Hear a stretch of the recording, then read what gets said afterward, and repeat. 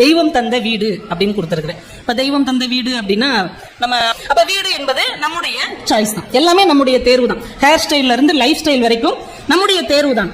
ஆனால் ஒரு சில விஷயங்களை மட்டும் நம்ம தேர்வு செய்ய முடியவே முடியாது. ஒரு சில விஷயங்களை நம்மால் மாற்றவும் முடியாது. அந்த தேர்வு செய்ய முடியாத, மாற்ற முடியாத, இதுதான் நமக்கு சாஸ்வதம் என்று சொல்லக்கூடிய சில விஷயங்கள் இருக்கிறது. அது நம்முடைய குடும்பம், அது நம்முடைய உறவு. அம்மா அப்பாவை யாராவது தேர்வு செய்ய முடியுமா? அப்படி ஒரு வாய்ப்பு இருந்தால் எவ்வளோ நல்லா இருக்கும். நம்மலாம் அம்மானி, இவர் தான் எனக்கு அப்பா, அம்மா தான் ஹேமமாலினி, நமக்கு அண்ணன்லாம் பெரிய பெரிய அதானி, இந்த மாதிரி நமக்கு பணக்காரங்க, பிடிச்சவங்க, அழகானவங்க, சினிமா நடிகர்களை தேர்ந்தெடுத்திருப்போம். ஆனால் நமக்கு தேர்வு இருந்ததா? இல்லை. யாரோ ஒரு அம்மா அப்பா வந்து நமக்கு ஃபிக்ஸ் ஆயிடுச்சு. நம்ம கூட பிறந்த அண்ணன் தம்பிகளை நாம தேர்ந்தெடுத்தோமா? அக்கா தங்கச்சிகளை நாம தேர்ந்தெடுத்தோமா? இல்லை. இவங்க எல்லாமே நமக்கு தெய்வம் தந்த வீடு, தெய்வம் தந்த உறவுகள். இதை நம்மால் வாழ்க்கையில் மாற்றவே முடியாது. இது நமக்காகவே படைக்கப்பட்டது. ஆனால் நமக்காகவே